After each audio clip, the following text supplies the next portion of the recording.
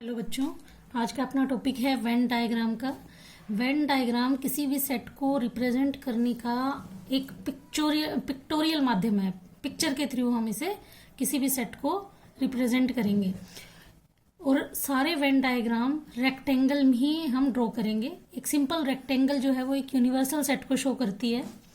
इस रेक्टेंगल के अंदर एक सेट लिख दिया मैंने ए, तो इसका मतलब हम यहाँ पे सेट ए को रिप्रेजेंट कर रहे हैं।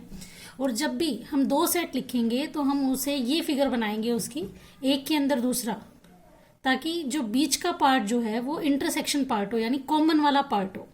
और ये चौथा पार्ट क्या है, दोनों को मैंने अलग अलग बना दिया। इसका मतलब ये ए और बी सेट जो है दोनों डिसजॉइंट सेट है। डिसजॉइंट का मतलब हमने पढ़ा है कि ना तो ए में और ना बी में कुछ भी कॉमन नहीं है आपस में, इन दोनों के बीच में दोनों बिल्कुल अलग अलग सेट है।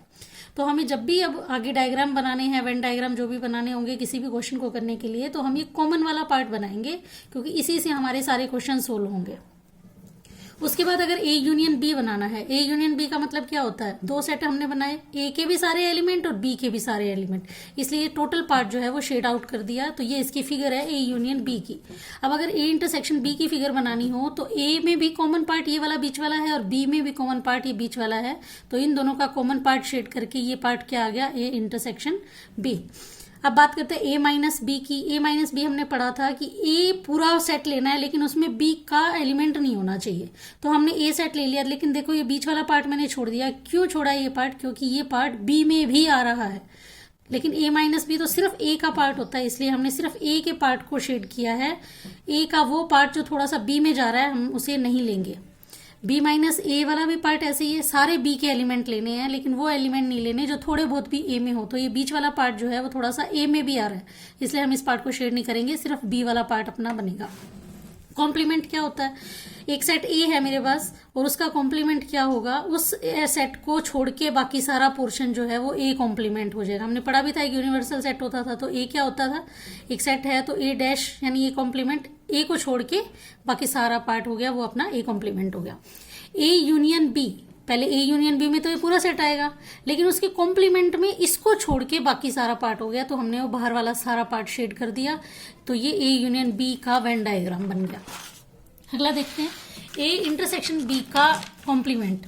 इंटरसेक्शन बी वाला पार्ट कौन सा है, ये बीच वाला, तो इस पार्ट को अब छोड़ देंगे, बाकी सारा जो भी पार्ट होगा वो अपना वेन डायग्राम में आ जाएगा। हाँ जी, हमने दो आइडेंटिटी पढ़ी थी, ये डी मॉर्गन्स लॉ है, वेरी इंपॉर्टेंट।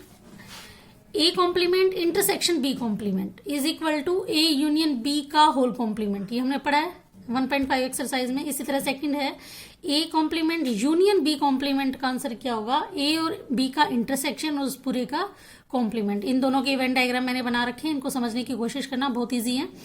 अब आगे हम 1.6 एक्सरसाइज करेंगे। 1.6 एक्सरसाइज टोटली वेन डायग्राम से सोल्व हो सकती है और साथ में ही हम उसका फार्मूला भी है हमारे पास। तो फार्मूला क्या है, अगर हमारे पास दो सेट हैं, एक सेट में ए एलिमेंट है, दूसरे सेट में बी एलिमेंट है, तो इसका फार्मूला क्या है, number of A union B, दोनों का यूनियन का, equal to number of A में element plus number of B के element minus number of A intersection B. ये अपना फार्मूला है और इसके थ्रू हम सारे अपने 1.6 एक्सरसाइज के क्वेश्चंस को सोल्व करेंगे। ये एक बड़ा फार्मूला है जिसमें 3 सेट आ जाते हैं, ये अपने मिसलिनियस में चलेगा, उसको बाद में देखेंगे। हाँ जी, अब 1.6 के क्वेश्चंस को सोल्व करते वक्त एक दो कीवर्ड्स हैं जो आप उनको पकड़ेंगे, ताकि उससे आपको ये पता लग जाएगा कि इसमें यूनियन करना है या इंटरसेक्शन करना है। एट लीस्ट वर्ड अगर मिल जाए तो उसका मतलब है हमें यूनियन निकालना है। इसके अलावा अगर और वर्ड भी आपको मिल जाए उसका मतलब है यूनियन दिया हुआ है।